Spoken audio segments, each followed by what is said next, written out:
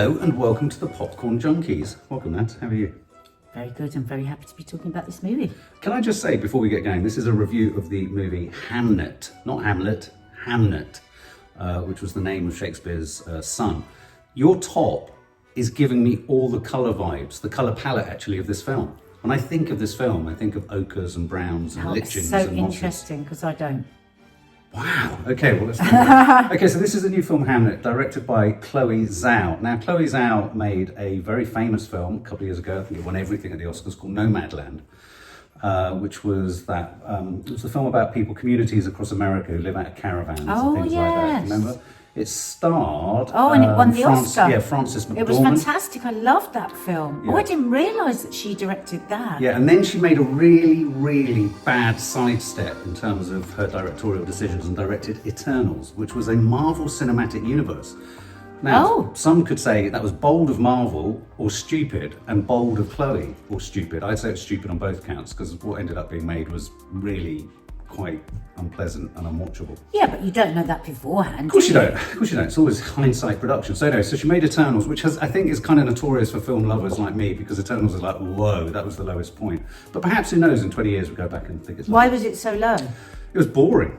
It was really slow and boring. And, you know, I think they'd made a decision to take an art house filmmaker and put her in the Marvel Cinematic Universe and do so. What we discovered was you can't have an artist director making stuff in a superhero franchise. You just can't. Otherwise you alienate everyone. So it was a bit of a wobble for her. But this, Hamnet, stars, a great cast, Paul Mescal, Jessie, Buckley, who I'm an enormous fan of. I mean, I've been a fan of her since the first time I saw her on the big screen was a film called Beast. Andy reminded me I need to see this film because I love her. And it was about 6 years ago. And when we saw it, me and Maddie, I said to Maddie, keep your fucking eyes on her. She is something else. And she's been in some kind of all right films. She's been in a lot of movies. She was in things like Men by Alex Garland. She was in that film about the poisonous letters being sent between her and... That was Paul Mescal as well, wasn't it? No. The Poison Letters? Oh, no, sorry, not the Poison Letters, the other one. Oh, the one... He's having a fling. Yeah, with, the daughter, the first daughter or last daughter. Yeah. Olivia Colman on the beach, yeah. And she always throws... She's brilliant in that. Yeah, she's great in that. And she was also in, I think she was in Sound of Metal. She played Riz Ahmed's wife, didn't she? Yeah, oh God, I've forgotten that. Great film, guys, if you haven't seen Sound of Metal. Really? Whenever I say about Sound of Metal, nobody has ever said to me they've seen it. It's bizarre. Well, there are so, it's just so frustrating, isn't it? That's the sentimental value is becoming that film this year. Everyone's like, oh yeah, have you seen Sound of Metal? Well, go and see it. Everyone's saying it's great. Anyway, so Jessie Buckley, love. Of course, famously came through the Andrew Lloyd Webber, Graham Norton competition show. She was runner-up. Paul Mescal, obviously, we got to know through Normal People. But this also stars Emily Watson, who I always remember from Breaking the Waves. Wow, what a film that was. And Joe Alwyn, who plays her brother, who I didn't realise is obviously the guy who used to be married to or go out with Taylor Swift. I forgot about that. Who? Her brother, Joe Alwyn. Oh, did he go out with Taylor Swift? Yeah. I thought it was lovely. So many people. I thought he was lovely. He's a lovely, gentle vibe. Yeah. So this is so it's based on a book by Maggie O'Farrell. This is what I would call, it's interesting this, because this is what I call historical fiction. All of the major points in it happened, as in they had these children, he married Agnes, William Shakespeare, they lost a child. I always thought he married someone called Catherine. No, I got confused about her name, because her name traditionally is known as, it's something else, but she was always known as Agnes to him. It's one of those genres that my mother has always loved, historical fiction. And I've always found it a bit frustrating, because it's like, well, you're taking the nuts and bolts of fact and then you're embellishing. I mean, Hilary Mantel, for example, did that with all of her kind of, all the dramas that we've seen. And what about the Marilyn Monroe one? Yeah, absolutely. But as I get older, I wonder if it's an age thing. As I get older, I kind of think, oh, it's quite nice to kind of entertain thoughts about how it might have played out. So to that extent, not everything in the book, which this is based on, nor in the film, is necessarily fact, but it's kind of surmised and it's kind of assumed and it's embellished and it's fictionalised. Yeah, I mean, I thought it was completely fictional. Well, no, you've got no way of knowing we would have never have known what the situation was between him and his dad around the dinner table. His son definitely died. That's what historical fiction is. Right. You take the skeleton of history. Yes. No, I knew that. But but the fleshing out, we can't. Of course, it will have happened in some way, but we don't know exactly.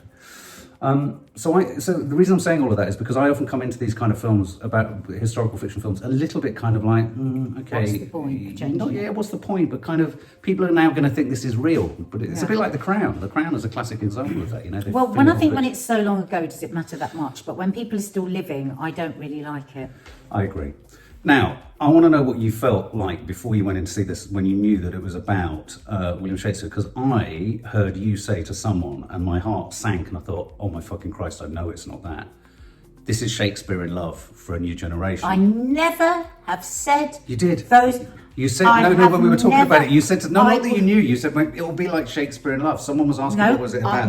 no, like Oh, okay. 100%. I wouldn't have said Shakespeare in love. I've not had that in my head at all. Okay, well, quite a few people have said, could it be like Shakespeare? And Oh, people no. keep using that as a grab, Oh, no, which I is wouldn't. interesting, because any drama about Shakespeare, I think, immediately before you get going on it, runs the risk of creaking under cliche.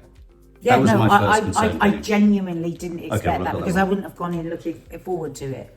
So what were you looking forward to before you went in? Well, if I'm really, really honest, what I was really looking forward to was Jessie, Buckley and Paul Mescal. I trust Yes. them. That's a good word as well, trust. I trust them. So if I'd known that the director had also directed Nomadland. Nomadland, I would have been even happier. Died Mind in you, Autumn. directors can be so different. Yeah.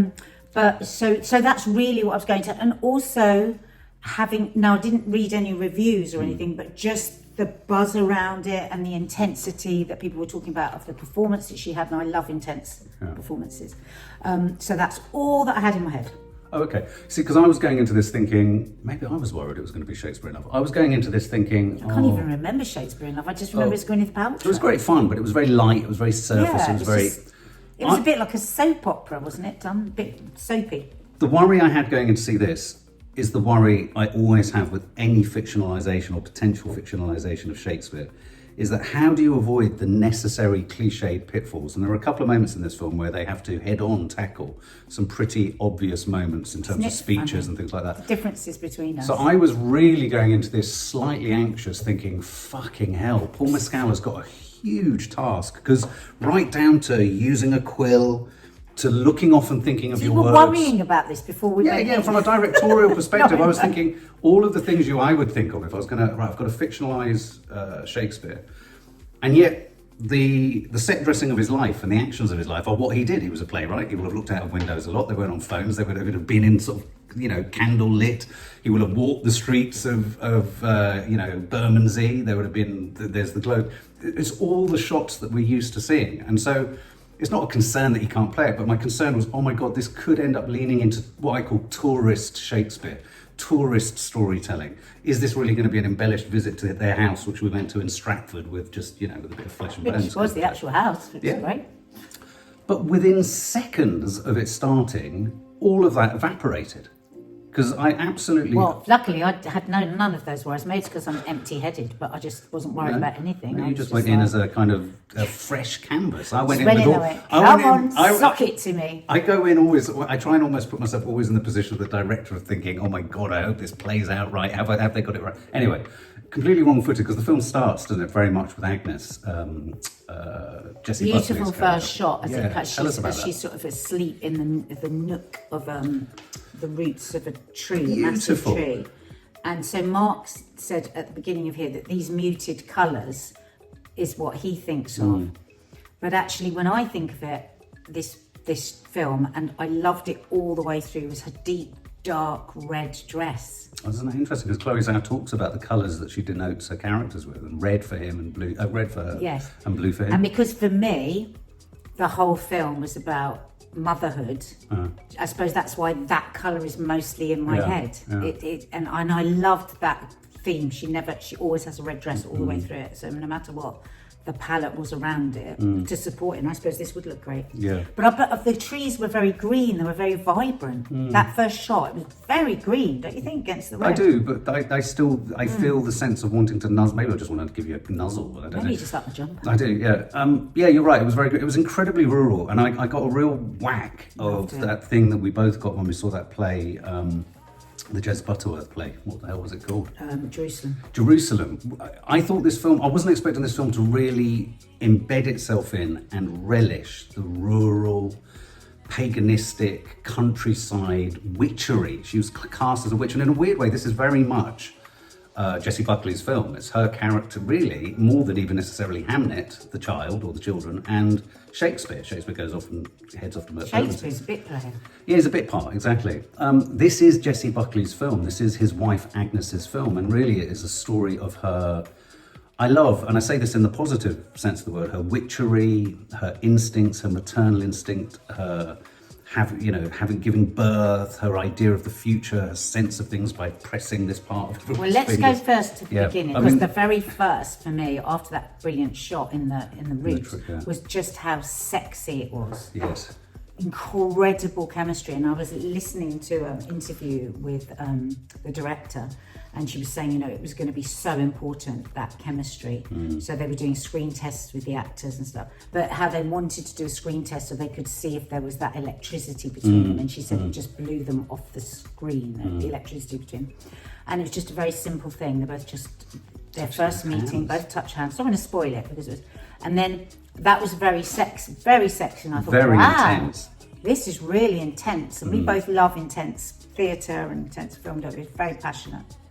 And I loved the paganism, the witchcraft, and I would have liked more of it throughout. I know what you mean. It stopped for the whole middle part of the film. We just forgot about it, and but the beginning was, it was like you said, it was rural, it was like wholesome, but it was sexy, and it was visceral, and it was love, and it was like, you felt great. Well, I'm going but to share also the abuse from Shakespeare's father. Well, I was going to say also, I'm going to share sort of like a real intimate detail about us. Nadia finds the smell of moss, lichen, wet woods, and forests really sexy. And this film almost comes with odor vision, or odorama, because you could feel it and smell it and sense it. Yeah, you're right. I mean, and they never had any fear of anyone coming around the corner. No, apart from he did come around the corner to see her, didn't he? I mean, old Shakespeare. But Shakespeare comes from an incredibly strict, officious family. His father's run up a load of debt. He's he's teaching in order to pay off his dad's debts. The mum is a very powerful character played by Emily Watson. With a lot to say about her as the film moves on. Very austere, very, you think, unpleasant. And so here's a good case in point about the historical fiction. I'd love to know what the primary sources were that Maggie O'Farrell found for the book, because I thought it was a fascinating detail to know that obviously Shakespeare was the victim of domestic abuse, essentially, from his father. Yeah. I mean, violently so. Violent and coercive control and demeaning him. And horrible. And they don't shy away from that. It's really quite violent. It's really aggressive. And you feel Paul Mescal's kind of simmering. Just a word on Paul Mescal. He's the master of when I say underplaying, I don't mean I know that's a crassly simple term, but I love how unperformery he is. He's an egotist. Yeah, he just so, to quote you, inhabits the character with such truth that he's not proving anything with anything. He just emits existence. And I thought he was really charming. I felt for him. It made me, and I found myself going, oh my God, I'm completely rethinking Shakespeare. I now need to reread, and bear in mind I've studied Shakespeare at university. I want to reread all of his plays, looking for snippets and clues and tidbits of where this might have popped up in all his plays. I think he's naturally melancholic. So he has like a vulnerability. You watch him and you want to protect him. I think even if he was playing a really evil character, he can never hide that. No. Yeah, I can see in Paul Mescal, and I know nothing about his life, but I feel like there's something quite fragile in him. And I think that Jessie Buckley is just like so strong and confident, and that's not just on screen, whenever you see anything with her. And I think it felt like she rooted him quite a bit. And so the scenes where they're playful are just so lovely. They really are. And people might skip over those bits, but that intimacy where there isn't the sex, but just the playfulness between them is lovely. And I haven't really seen that in him because of this melancholic, dark feeling I think that he has, like a depression almost in him. No, I totally agree. And I think what Jessie Buckley managed to do was quite sensational. Because again, what I'm about to say could be dealt with really in a really cliched and obvious fashion, but she was literally Mother Earth. She was literally the maternalistic. She found the maternal care of lichen and plants and homeopathy, and Making she was spells. making little spells. But I love and- that. Wouldn't you have wanted that more throughout the film? Yeah, but what I thought was She's so beautiful about it grinding was up. but you're then relating it to things like when he gets the kids to play out the scene, which essentially is a front reference to Macbeth, the witches of Macbeth, and you're sort of thinking all of the witchery that pops up in his plays, how much of that was informed by his relationship with Agnes. And what he saw in her. But it isn't just a film about spotting the cues that kind of you can pick up in knowing Shakespeare. This is, I'd have thought for you, this is a story of one of the most raw stories I've seen, or portraits I've seen, of a mother going through, becoming a mum with all of the fears, the horrors, the agony, the pain. And there was one moment where I got really tearful where she stumbles off into the forest for the first part, and it really made me think of you and your home birth so much, this film. And in fact, just on that, before I shut up, she reminded me of you in so many ways. Oh, good. No, she really did, both in the intensity and her sexiness. She is someone and that her likes sense to of be fun. Yeah. remind people of me. It's funny because her first birth, she goes into the forest on her own. That retreat and, is amazing. We call it here, and it's illegal here, you're not allowed to do it, free birthing. Yeah. Where you have no help at all. And she was just in the tree. Wow. And she was just holding onto the tree, and she was just giving birth. And it was visceral and fantastic and all of that. And then the beautiful moment when her brother, because in this film, the character of her brother is a total feminist. Yes.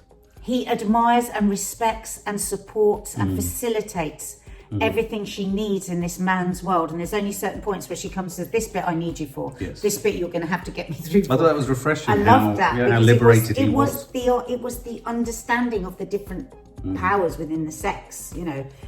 She was of course all powerful with everyone, but she knew where the limitations were within society, and then she would. And the reason her brother had so much sort of, in a sense, power in the house was that her father wasn't there, and her mother died. So he was her sort of guardian in a sense. Yeah. So when they come after she's given birth, her brother and the Paul Mescal character, the husband. The Paul Mescal or Shakespeare. Sorry. But that's what I love about the film. Shakespeare is literally a bit. It's not Shakespeare's film. No, it's not. And that guy, that other guy. Oh, William Shakespeare. Right, him. Yeah, got you. I love it. But that speaks to Paul Mescal's performance. That's so when wonderful. Mark was worrying about where the clues were to the Shakespeare, I'm thinking, oh my God, please let her have another baby. Let's see another birth. We were in just totally we were in two separate places with it. But that beautiful moment, and the baby is there.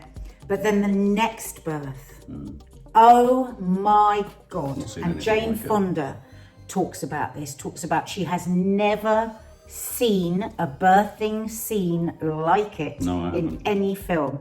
It is, I'm getting goosebumps now remembering it, and I cried a number of times because it was a long birthing scene. And one of the moments where I really did want to sob was when Shakespeare, the other guy, Shakespeare's mum, who up until this point we've just thought is very austere and strict. Yes. They all melt into each other, the three women, because she wants to go to the woods to give birth, and they drag her upstairs, and you think, oh my God, this is going to be horrendous. Yeah. We've seen these bloody, old-fashioned midwives. She's going to slap her around the face and tie her legs up and all this. But just the coming together of these three women, the choreography of it, the way they covered the shots, the angles, the work that Jessie put in physically and emotionally, the work that Emily Watson puts in. And we see this, we see the real woman underneath. She's had to be she's got this controlling, horrible, she tells her own story of her own losses. Yeah. No, but we don't know that in the birthing bit. And then they're just in, you can't tell which woman is which at points. I don't want to spoil it because there's certain things that happen in the birth, but it is the two of them, Oscar winning, because we've never seen a birthing scene like it. And for me, every single moment of Jess's mothering I identified with. She was just so raw and so, we're more controlled, we question ourselves, we question everything that we do as parents in this world, but she's just pure instinct. The way she was driven to the wood and she had the child, you should be in any position you want to give birth. You shouldn't be on your back with your legs up. Somebody else decided that. But she made all her decisions like that. She trusted her character, trusted herself. And so when there are a couple of points in the story where this unbreakable trust and faith that she has in herself is broken. It broke me because it was just fucking heartbreaking. Yeah, She said I couldn't do it because she just such belief in herself. Yeah. I mean, and also I didn't think it overplayed the, if you like, the mystical paganistic thing where she would often do as a character, she would sort of feel between the forefinger and thumb, and people would ask her, what do you see? Almost like a sort of soothsayer and a palm reader and what have you. It didn't overplay that. It was there the right amount, and it's there the amount it is there if we were to only allow it in our day-to-day lives ourselves.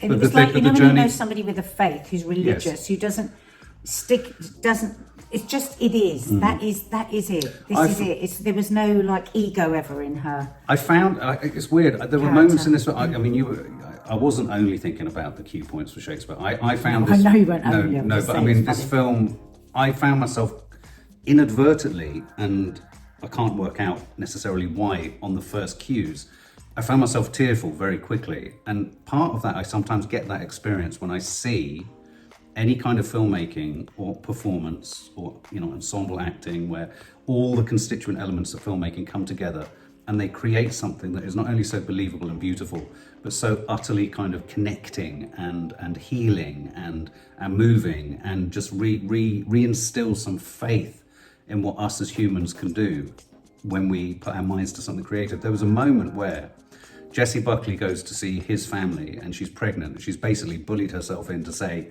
I'm going to marry him because he's got me up the duff. I mean, absolute faith. The two actors walk in, she starts to laugh cheekily. He starts to laugh, Paul Mescal, which I thought was such a brilliant choice, or how it happened and the way in which that happened. You wouldn't, under any other normal circumstances, in a moment like that, in a costume drama, have that, and it tugged against the period dramaness of it all. And it spoke to such a truth, allowing them both to have that reality between each other. But also it was love. Yeah. It was these two were soulmates, and there was no questions, because she knew he would agree, and he knew he would agree. Yeah, absolutely. And she would agree with him. So it was like they were as one. So that was actually a very I thought it was a very brilliant, understated portrait of love and soulmate. Yes, and there were sometimes it's in the most understated moments like that. There was another moment when Shakespeare's finally kind of going off to London to initially earn more money by making gloves for his dad. But she initially sends him to London because she can see he's got the sickness of depression and he's drinking, and she again makes that decision unequivocally, even though she's madly in love with him. And of course, in those days, to go off to London, incredibly dangerous. Because she is all-encompassing carer. She is all-encompassing giver. And of course... But not martyred. No, not martyred at all. But of course, the film is called Hamnet. So the film does focus on what happens to the son, Shakespeare's son. And it's well known, this isn't a spoiler, because it's known that this happened. And Hamnet dies, and he dies from the plague. And so... you will never see, for me, birthing, grieving, played like it.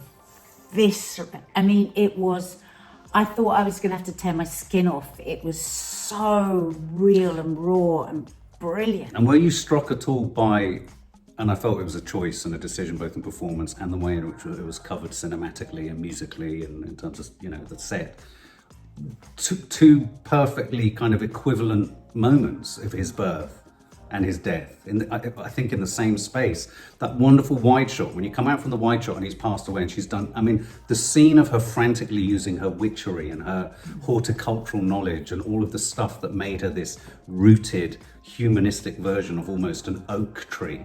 I will not allow it to happen. I will not allow it to happen. And as she realised it was ebbing and moving and she was losing and she was fighting a losing battle, and then they cut to that wide of the decimation of all of the potions and tinctures and pummices and everything. It was the mess of trying to keep and just the stuff. I just thought it was so tenderly done that, in fact, although it was a death, I thought the film did a really good job of almost drawing a parallel between the two that, like Death Midwifery talks about, which is this: your departure is as important as your arrival to those you leave behind. And of course, baked into Hamnet's death is this idea that he nuzzles in with his sister, who's also ill, and he says, "I will distract it. I'll make the disease or the evil take me. Death's here. I'll confuse it." And I thought, again, it didn't overplay the magical. Some people go, "Well, do you think he really did?" It's not about the literalness of it, but the magic of that I just thought was so Shakespearean. And We have to stop for a moment and talk about the little boy. Oh I've my never God. seen acting like it. Now I don't know how old he was. Maybe Yeah. he was one of those children that looks a lot younger.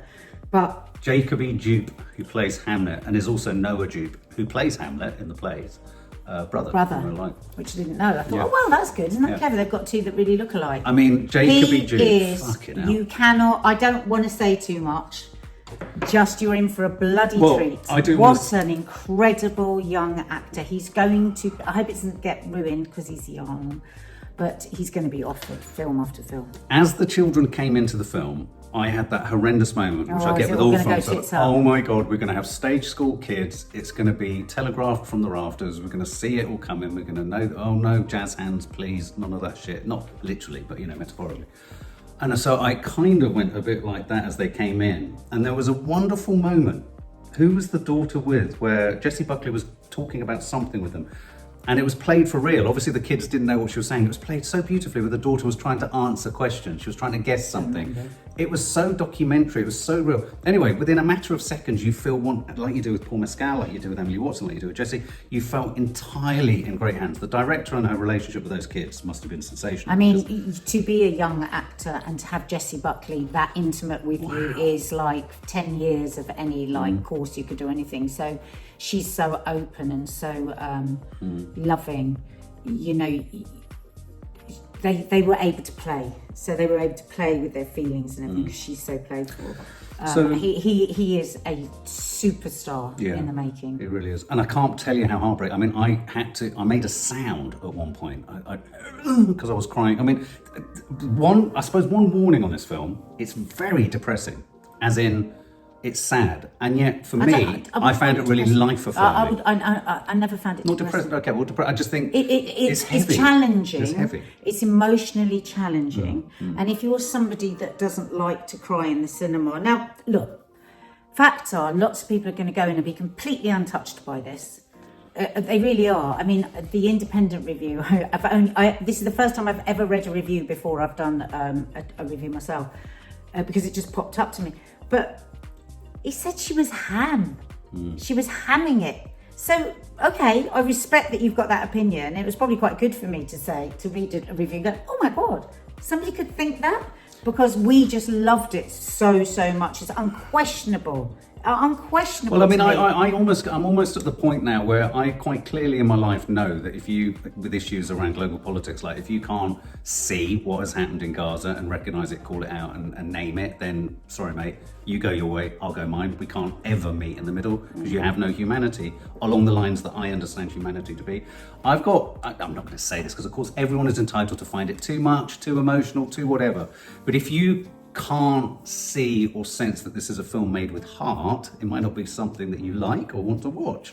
But if you don't feel it's been made with genuine heart and depth of performance and examining the truth of the human condition and being a mum, then fuck off, because I can't actually talk to you. Just say to me, I saw it, it wasn't for me, and let's just end the conversation. But this guy was a review. He said if you're going to make a film that is, driven by the human condition and by emotion, you've got to have much better themes. You've got to have much better writing. This is the themes of life.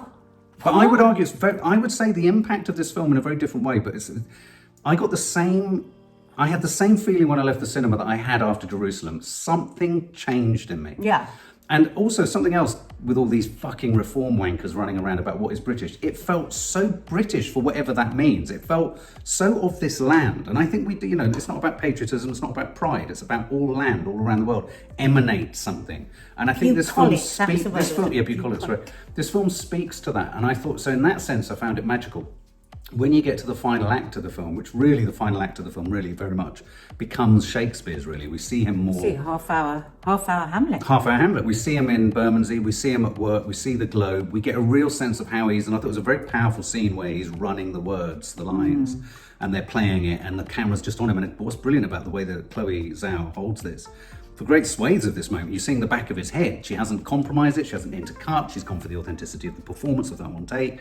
He's saying again, and he's trying to get them to the truth of his words. Again, I just thought it was just so beautifully and economically done. Shakespeare in his masculine way trying to work out what's Feelings. happened and how he feels. And the loss as of we his son. know, when somebody loses a child, it's like one of the greatest strains on a relationship. People divide, people divorce because one is screaming and crying often, and everything is out there, and the other, and more often than not, is the man retreats, wants to rescue and save, and then that distance. And this portrays that like on crack. Because when she comes and she sees that the final scene, how would you do? I mean, so she comes to the theatre with her brother, bless him, we just want to give him a huge hug, he's so supportive of her. I was absolutely gobsmacked by a scene that I think possibly some people might find it, like for example, I'm thinking of my mum. I think my mum would find the final scene, oh, it's unbelievable, and them all reaching out their hands and her watching. I found, and it's a weird thing to say, what a successful thing to do as a director, to make watching Jessie Buckley watching something, a play that we all know very well, and watching her realise what he does, what it's about, how her son is in it, how her husband's dealing with it, how she's in it too, because it's all about... I could have watched her for hours. I could have watched her watching the entire unabridged version of Hamlet. It was like a child spectacular. When she was watching it. She thought, she was thinking to herself, 5-year-old child at the theatre for the first time, like when they say panto is the gateway into theatre for children, it was like that. It was like, they've said, or somebody very first time seeing the television, they just said my name, they said my son's. We don't want to spoil it, but it's big, it's very, very big, and of course it's unreal at the end, but isn't that the point? Isn't that point sometimes of art, to show us what we can't imagine? The naivety of her performance was so beautiful. Of what we can't imagine. Because what you're seeing in her as she goes through this is also, for me, and this is what, again, the fucking inability to stop crying, was, you had that connection. They could find connection through art. Shakespeare was finding connection through what he'd written. She was finding connection through watching it and understanding it and coming to terms. I love the way she walked into the Globe. And when they first start the play, she's going, well, what's he about? What's all that about? What the really loud. What was... But you know what else? It's like, she had the tribe of the children, right? She was tribal in her roots, that she came from the forest and all of that. But we also saw, and maybe more actors would pick up on this than anyone else, when times were so terrible and she didn't want him to leave and he was passionately in love with her. And he said, my actors are waiting. He'd found his tribe. He'd grown up in a home where he wasn't welcomed by his father, and he'd be violent, and everything he'd said and done was derided, and he'd found his tribe. And so they were separated in their separate tribes, and his was his writing and his actors and his... Yeah, and I loved that. And then the two tribes go to war and then come back together. And, again, kind of not obvious as in obvious, but again, without wishing to hark back to Jerusalem, the play, Jez Butterworth, if you ever get a chance to read it too, see it. But there was the constant echo of that slow incremental zoom in on the darkness within the roots of that tree. What went on in that? What went on in there, one doesn't know. It was both threatening and welcoming, inviting and repelling, and yet at the same time, I thought it was beautiful, the way in which they drew the equivalents of that darkness as the arch on the setting of the scene on the Globe stage, as they finally let the sort of Hamnet, the boy, kind of disappear. Don't fear the unknown, because when the brother and when the husband look into the dark hole in the forest that she's chosen to lie and have her baby on, don't fear the unknown. And that's the difference between somebody that is spiritual like her and somebody that isn't. Well, but I also thought it was just interesting, I'm not saying that this is the case, because women and men now can be playwrights and vice versa, and stay-at-home dads and all the rest. Roles have shifted. But for back then, the way in which his hole in the roots of a tree is one on a stage, and it's in the artifice. Though, again, the word art, the idea of artifice, so much artifice in pursuit of truth, yet again. And so I love that parallel. I loved, like you say, the way in which they were brought together. One very much of the earth, the other one very much of the mind, one very much of the kind of the body and the holistic sense of self, him very much of the kind of the telling of stories and breaking things down. I just thought it was epic in its emotional reach. And I think we all have to realise how much that Shakespeare could not have been Shakespeare without Agnes. No, absolutely. No absolutely. way. She unlocked, she facilitated, she she unlocked like that love and that passion, and it's also right at the beginning, you know, you've got the bleakness of his existence, and then this, like you say, you know, the fecund earth and her, and she just unlocks him. And without wishing to get gloopy, without the death of Hamnet, his death yielded one of the greatest works. And I would argue that the interesting thing about the significance of Hamlet as well, when you study it at kind of, you know, huge academic levels, it's always widely considered as one of, if not the first, psychoanalytical plays or stories, as in we are driven by a character who is going through a sense of philosophical angst. We'd never really had that before. It's usually about war and pride and heroism, not about who am I, to be or not to be, what am I? And which she unlocked in him. She unlocked in him. And again, in this film, there is a moment where that to be or not to be moment happens, and they avoid trite, they avoid cliche. Yeah, no, it's fantastic. They avoid it. I loved that moment. And I just thought, and again, it's down to not just Paul Mescal, but it's the direction, it's the casting, it's the way in which it's been written. The fact that this isn't Shakespeare's film in many regards, though it is in the final act, as both of their films, is so wonderful. Yeah, the other bloke is just hanging around behind them. You know, it's the birth of fucking Hamlet. It's the writer of Hamlet.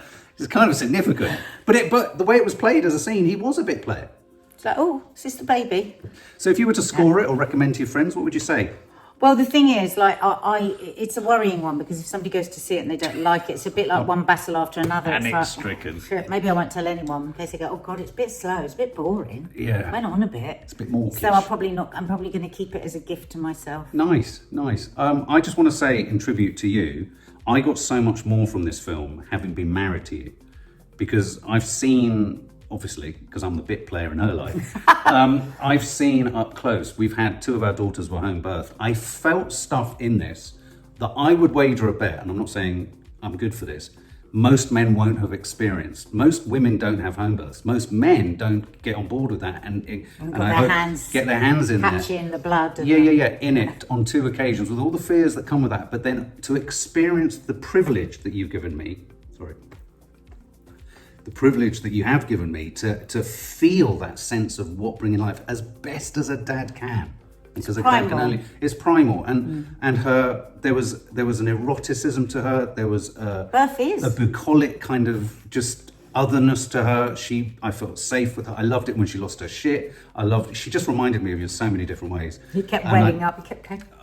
No, I really I could just feel felt the so moments blessed. when you were thinking that was me. It was so sweet. It really was, and you know, I'm not Shakespeare, unfortunately, but I mean, at the same time, I'm no Shakespeare. No, but I could relate to that. So the way she was caring for him and holding him, in him trying to get to whatever it is he's trying to do, the film I'm trying to make. You know, you've been so. There were so many sort of lovely, beautiful parallels that I just felt I experienced it in a way that I don't think many men could, because of what you've allowed me to experience around you. So I felt very validated as a woman, because in the world that I'm in, you know, TV, it's like everything is a bit, if I go, oh God, I love, I had birth. Everybody tends to go and have a little giggle, because I'm a bit too earthy and I'm a bit too, so it was, It made me want to create in the corner of the garden just your herb area, and I just want to look out the window one day and you're there just with stuff all over your face, grinding oregano. But the red dress, I mean, that is me. If I was to go to it, that would be me. It's funny, you know, what's the character in Oliver? Nancy. I was getting Nancy vibes from her at certain points. Yeah, that fantastic red dress, just that that strength and that like no shit taken, but understanding of the way that men rule.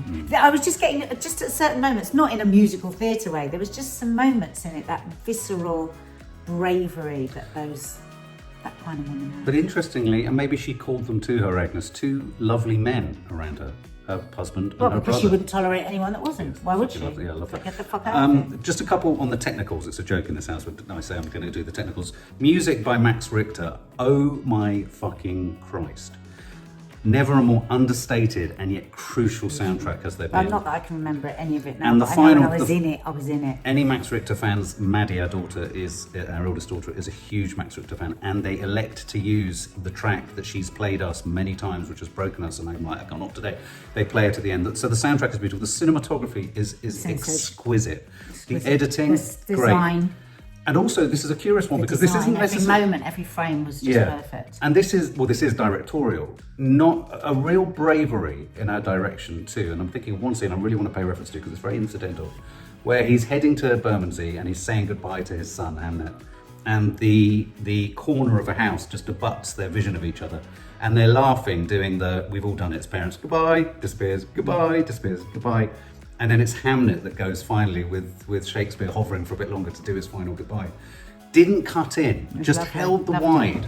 And so that takes such bravery as a director to hold the wide and not think on set and think about it. These things that we see that are beautiful, you've got nitty gritty, really kind of administrative decisions to make. They haven't said, right, let's reset, let's get the camera down there, let's go for the reverse. You see that in her character as well, Jessie's character. You can see where the connections between that director and Jessie and the character. Beautiful. And the way I mean, I rarely sit when I'm watching a film and think that much about the director there and then, but I kept thinking, wow, I can see where that was just allowed, where that was encouraged, where that was, not see it but feel it, that's wrong to say it, but just like-minded people created this beautiful thing, this film. So she doesn't score it, she won't recommend it to friends because she's worried she might want to take their head off. I'm going to give it a massive 100. It's for me, one of the most sensational films I've seen. I want to see Shakespeare's plays again, not just for references, but to rethink what he was going through. And in fact, it convinced me entirely of the merits of something like historical fiction. It took me into a deeper empathy and understanding of him, but it was also just a marvel to watch Jessie Buckley. She's won the Golden Globe. I'm almost she'll win the Oscar, and deservedly so. And I just think, well done. Wow, what an achievement. And if you don't like it, please just avoid me. Yep. And if you don't like one battle after another, same thing.